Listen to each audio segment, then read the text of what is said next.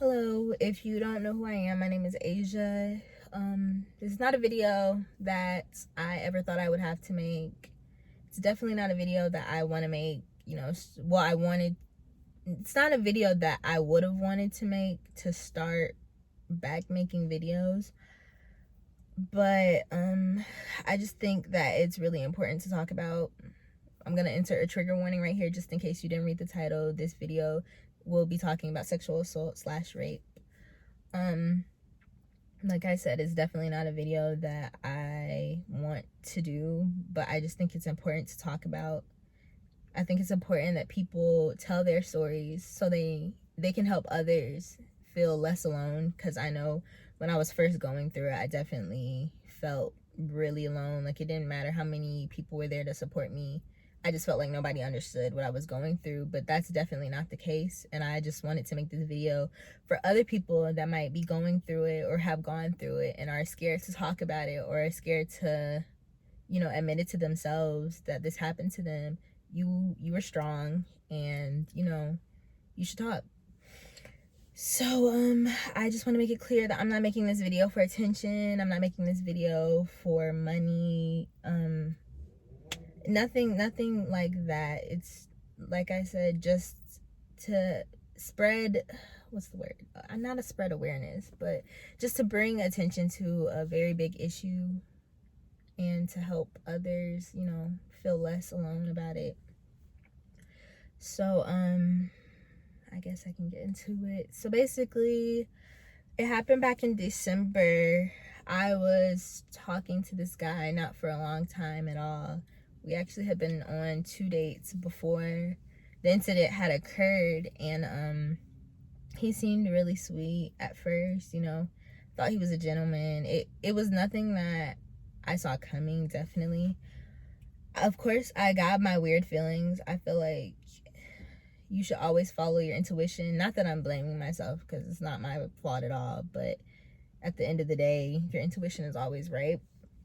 But even though I got a weird feeling, it was never like unsafe or feeling that I thought was deeper than, just, when you feel weird about somebody you've never talked to before, I guess. But sorry, you guys have to work with me. I'm really nervous, and I'm being extremely vulnerable, so it's kind of terrifying. But basically, the night of the incident, we had went to Lake Lanier to look at the Christmas lights or whatever. And after that, when we got back, he invited me to go into his place so we could eat and just watch a movie. So I did. And so this is going to be detailed, not because I want it to be, but just because it can get confusing. It was confusing for me because it's a lot of gray area. A lot of people assume sexual assault is just black and white.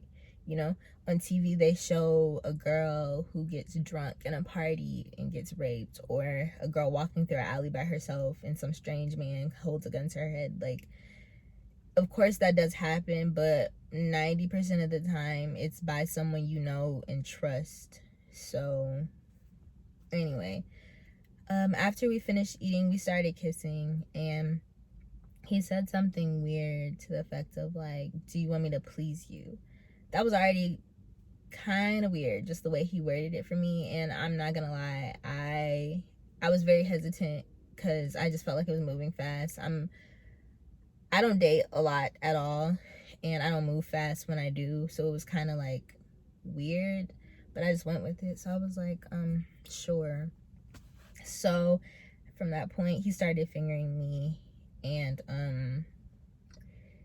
after that, he was just like, I'm doing this and I'm not getting anything in return. And I'm kind of just sitting there like, I didn't ask you to do this, but I didn't say anything. And he was just like, is it too soon to ask for head? I was like, yes it is. And he was like, oh, well, can I at least get a hand job? Like I said, at this point, it's getting weirder, but I'm still like, whatever. Fine, it's fine. So I do that. The entire time he was kind of controlling. I don't know if controlling is the word for it, but he was just complaining the whole time. He was just like, oh, this is too dry. This, like, it was just weird. So then he kept trying to, like, convince me to give him head. The answer was always no. And as far as, like, sex goes, before I get into that part, I made it very clear to him that I did not want to have sex with him because we had not known each other for that long. I made it clear from even before, like, we got into what we were doing that night. I made it clear, like, I don't want to have sex yet. And even when we were doing stuff that night before everything happened, he was just like, oh, I would have sex with you if I had a condom. And I was like, no, you would not, because I already told you I do not feel comfortable having sex. Like, I made that abundantly clear. So once he started asking for head, I continued to say no, and he was just like, oh, well, can I at least stick it in one time? And I'm like, no. It was never a maybe, it was always a no. And he was just like, okay, what if I did it anyway? And that question threw me off, first of all, because I'm like, why would you ask that? And second of all, I didn't think he was serious. I don't know. I just didn't think he was serious. So I was just like, what? And he was just like, what if I were to do it anyway? Like, would you block me? And I was like, yeah, probably. So at that point, he stopped asking, and it kind of started to escalate. So from there, he, like, pushed me on my back, but he was still fingering me. But at this point, he's, like, above me. So even he's above me and he's fingering me, but his penis is exposed, mind you. So basically, his penis is laying on my, and at that point I'm starting to get, like, anxious, and I'm like, whoa, what are you doing? And from there I could tell what he was trying to do. Like, he was fingering me, but he was also it was kind of like he was trying to slip it in, if that makes sense. Like, he was gonna move his fingers and slip it in. And so at that point, that's basically what he tried to do. So I told him to stop. Like, I was like, stop. And it might have been I was extremely nervous, obviously. I was feeling a lot of emotions at this point. I was overwhelmed with them. So it wasn't like a scream. I'm sure it was like a nervous laugh, because when I get nervous, I'm like, so I'm like, stop, like, But nonetheless, I still said stop. And so he didn't. At that point, he's trying to push himself into me. So I reached down with my hand and I grabbed, like, I'm holding his penis so it doesn't go all the way in. And I'm like, stop. And word for word, this is what he said to me. He said, I am not stopping until you move your hand.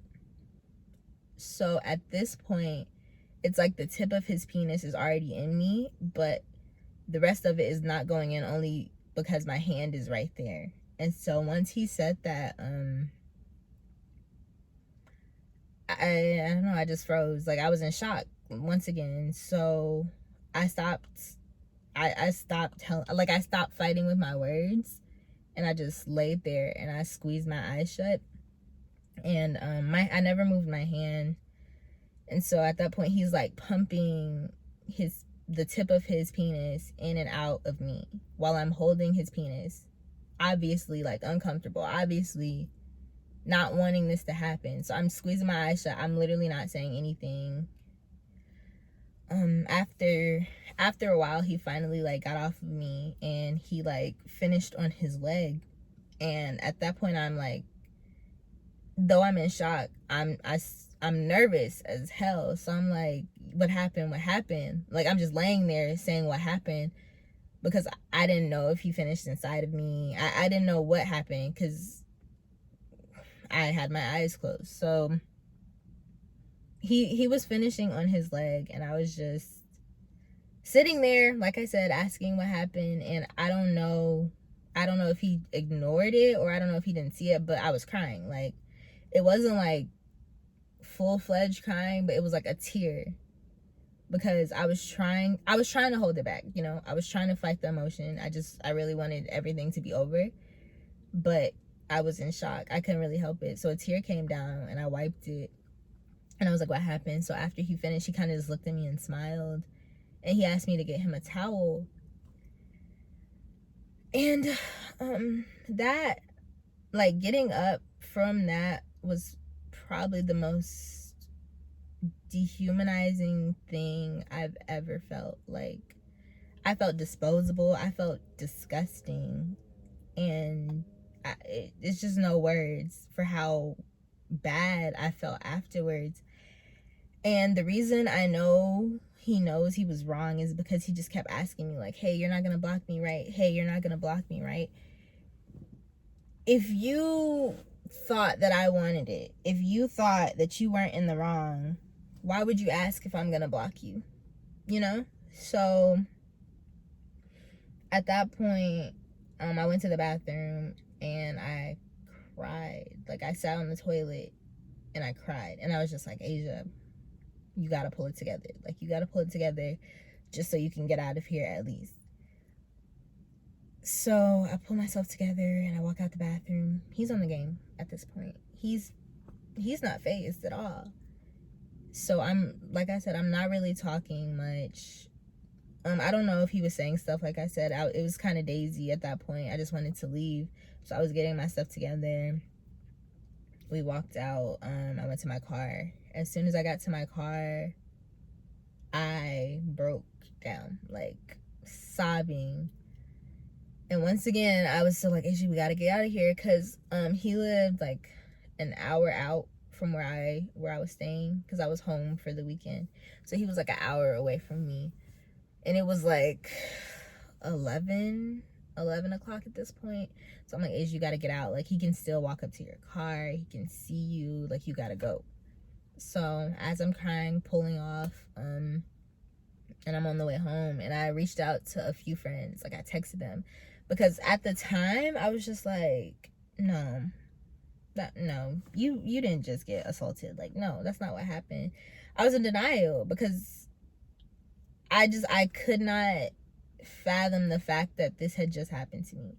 I was just like, no, maybe you're overreacting. Like, it didn't happen. So I texted a few friends and I was just like, I think I just got assaulted. And, you know, of course, everybody asked me what happened. And I don't see, like I said, it's so daisy. I don't remember exactly if I told them, like, while I was on the way home, or if I waited till I got home. But I wanted to ask them to make sure I wasn't tripping, like, because I know how I felt. I know I felt disgusted. I know I felt violated. But I just didn't want to believe that this had happened. So I eventually got home, and my friends agreed. They were like, you were definitely assaulted, and you need to tell your parents. And at the time, I was just like, no, I can't do that. Like, I didn't want to. I felt like if I told them, it would be so real. And once I got home, at first I assumed that he already knew, like, I was upset, because he didn't text me. Like I said, he lives an hour out, but it was a really bad accident that night. So I literally didn't get home until like 1. So it probably took me an extra hour to get home because of the accident, because I was stuck in traffic. He never texted me asking, did you make it home? Are you good? None of that. So I texted him. I was like, home. He was like, good night. So at that point, I'm like, okay, maybe he knows, you know? So I go to sleep. Next morning, he texts me. He's like, hey, you know, like nothing happened. So at that point, I was just like, we need to talk. And he was just like, okay. And I was just like, what happened last night? I was not okay with it. And he sent this paragraph talking about how he knows I was saying stop, but he thought I was just teasing him because I was laughing, and I talked about how I like to tease guys. How is saying stop and move teasing you? That's not a tease. That's me telling you to fucking stop. Like, So after that, I didn't really respond.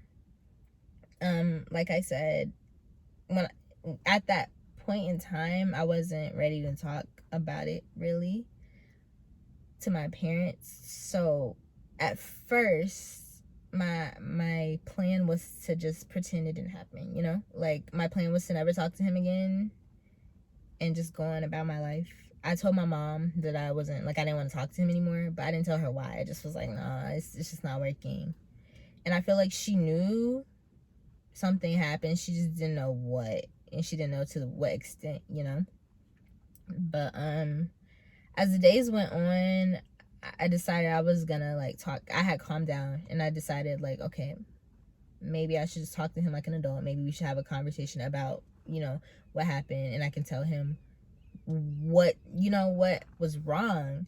So I reached out to him, and I was like, I've calmed down now, like I'm ready to have a conversation, and no response. But then I saw that he had unfollowed me and removed me as a follower on Instagram.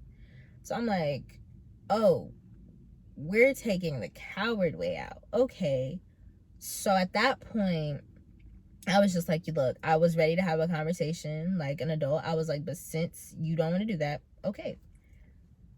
I decided at that point that I needed to talk to my parents. I didn't know if I wanted to go to the cops yet or not. Oh, it got super dark. Ooh. Hold on. Anyway, I didn't know if I wanted to talk to the cops. I didn't know what I wanted to do, but I just knew I needed to talk to my parents about it. So I didn't know how, and honestly, I didn't know I was gonna do it as soon as I did. But the entire 3 days, something was weighing on me. Like, I felt like I needed to talk about it with an adult. And especially because my mom and I are extremely close. We talk about almost everything. So keeping this from her was so hard. And eventually, I told her at the worst time, because we were like an hour out from home because my parents wanted to go to a specific store. And we were in the grocery store, and my dad was in the car, and me and my mom were just in there. And we were just walking. She was just talking, and I was really quiet because I just didn't feel right. Like, everything just felt, like I said, disgusting. So, we were walking. I was like, Mom, I have to tell you something. And she got really nervous. She was just like, what is it? And I was just like, you can't freak out. Mind you, we're in the middle of the grocery store. But I was just like, she was like, what? And I was like, I got sexually assaulted. And like, her face, I gotta try not to get emotional, I'm sorry, but her face, like, I could see all the, like, I could tell that was the last thing she wanted to hear from me, you know? I could tell that she was angry. She was overwhelmed with emotion, but she was also trying to stay strong for me. So I was in the middle of the grocery store trying not to like bawl my eyes out, and she's just like, why didn't you tell me sooner? Like, why didn't you tell me when it first happened? And I was just like, Mom, I wasn't even ready to admit it to myself. And she was just like, we gotta call the doctor, like, and we have to tell your dad. And I was just like, I can't. I was like, I cannot tell him. And she was just like, Asia, this is not something we can keep from him. Like, you have to tell him. So we got home, and I told her, I was just like, I can't do it. And I was just like, can you please do it for me? Because I was scared of how he would react. I was terrified of if he was gonna try to kill him. Like, I just didn't know what would go through his mind. Because imagine your daughter, your only child, telling you that she had been raped. So my mom agreed, and she told him for me. And after she told him, they called me in the room, and my dad was just like, it's okay, it's not your fault. And he hugged me, and at that point, I just, like, I broke down, because, like, it was so much, because it was a lot. First of all, it was a lot just carrying that weight, not telling them. And then it was also a relief that they didn't blame me, because I had definitely blamed myself. And I feel like to a certain extent, I still do. But he was just like, it's gonna be okay. After that, my mom had called the doctor and I had to go to the emergency room, and I was there from 6 p.m. at night to 1 a.m. the next morning. And when I got there, I had to sign a lot of paperwork. There was a lot of questions. They did a lot of tests, and I actually had to go to Children's Healthcare of Atlanta, and they were so nice. Like, the people there were amazing. They made me feel extremely comfortable. But basically, they gave me emergency contraception because I think I was reaching like the 72-hour mark, and like I said, I didn't know if he had finished inside of me or if he pre-cummed or whatever. Like, I wasn't sure, so they had to give me an emergency contraception shot, and I had to take like 8 different pills. There were 8 different antibiotics, because that's what they do. Like, when you're sexually assaulted and you don't know if somebody has an STD or not, they want to rule out all of them, so they just give you everything to treat everything. So I had to take like 8 antibiotics. I didn't eat because, I mean, you're not hungry when this is happening, and I had to talk to so many different people. I had to retell the story so many times. I had to talk to a social worker, like 2 different nurses. I had to of course talk to the police. I had to get on the phone with them. And then most of the night was spent waiting for the rape kit, like the nurse who had to come administer the rape kit, because I think it was something they said something about like the different districts. I guess they had to get someone from the district where it had happened, because Children's Healthcare of Atlanta was in a different district from where I was, So I had to do a rape kit. Yeah, it was a lot. It was extremely overwhelming. They put an IV in my arm. It hurt. What else? That's really about it. I'm in counseling now. I've been in counseling for about 2 months maybe. And I don't know, my biggest thing is I don't want people to feel bad for me. Don't pity me at all, because I am fine. I'm getting through it. I'm definitely not letting him have the power. And as far as like the police go, I don't want to go into detail about that. I don't really want to talk about it because I don't know how it would affect my case if I talk about it, if that makes sense. I don't know, because if I do decide to go forward with charges, I don't want this to get in the way of that. But I made it through without crying. I am so proud of myself. But I just wanted to say, I'm fine. And if you're going through this, you are definitely not alone. If anybody is going through this and wants to talk, I'm here. I really want to help however I can. It's not much I can do, but I thought if I at least told my story, that it could maybe give other people the strength to tell theirs. Like I said, I'm not a victim. I'm definitely a survivor. And I just feel like people should educate themselves and really understand what consent is. But that's it. That's pretty much all I have to say. If you made it to the end of this video, thank you for watching. Thank you for listening. Stay blessed. Bye.